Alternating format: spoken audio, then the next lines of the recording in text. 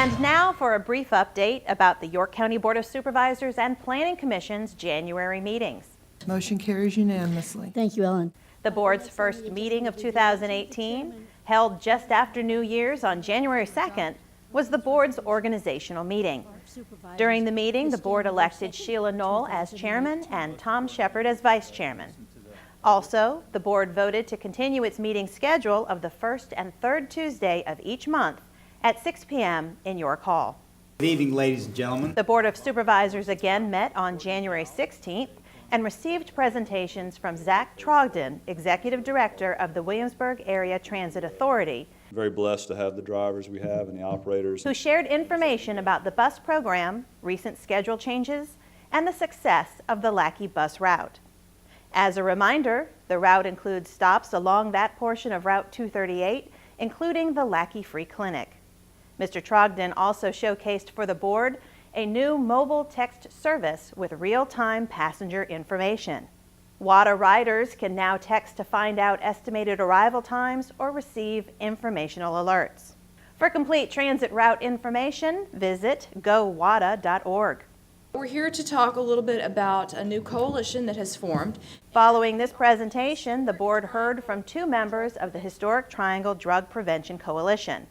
The coalition is working together to educate the public about the dangers of opioid addiction and abuse, including ways to seek treatment and how the public can help by disposing of unused or unneeded drugs at home.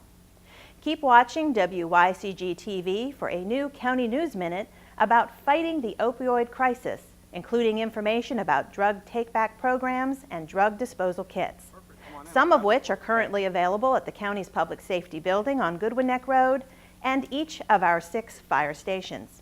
We love this program. We think it's a great thing to do. York-Poquoson Sheriff Danny Diggs stepped forward and presented commendations to Susan Schakowsky and Reverend Jan Brown for their work in raising money to provide Narcan to York County Sheriff's deputies.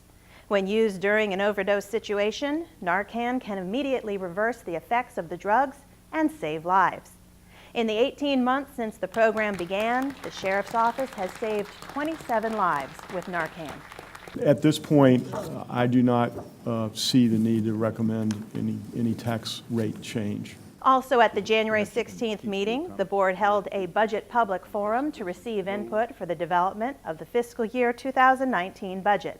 I just want to point out, we, year after year after year, decade after decade after decade, have asked for comment and input. So, what you can do is just write it out on an email, bos@yorkcounty.gov. That gets it to all the supervisors.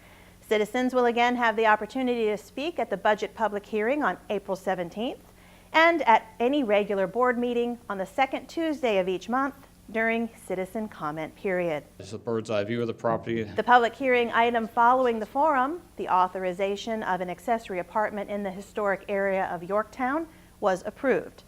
The consent agenda containing 2 items also was approved.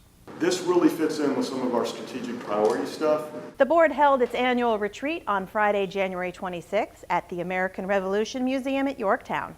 This day-long retreat included updates from the staff on the board's strategic priorities, a case study on financial stability and efficiencies from the implementation of the Munis financial software program, and an early FY19 budget forecast. The idea behind the interchange was, A, get this intersection farther away. Also included was a presentation by Mark Carter on county properties that have been developed by right, those that required a rezoning or special use permit, and areas where building is underway or where they have the potential to see new housing. This provided the board with some important historical reference and gave them some insight into what may develop in the future. This also spurred some discussion about the upcoming comprehensive plan review.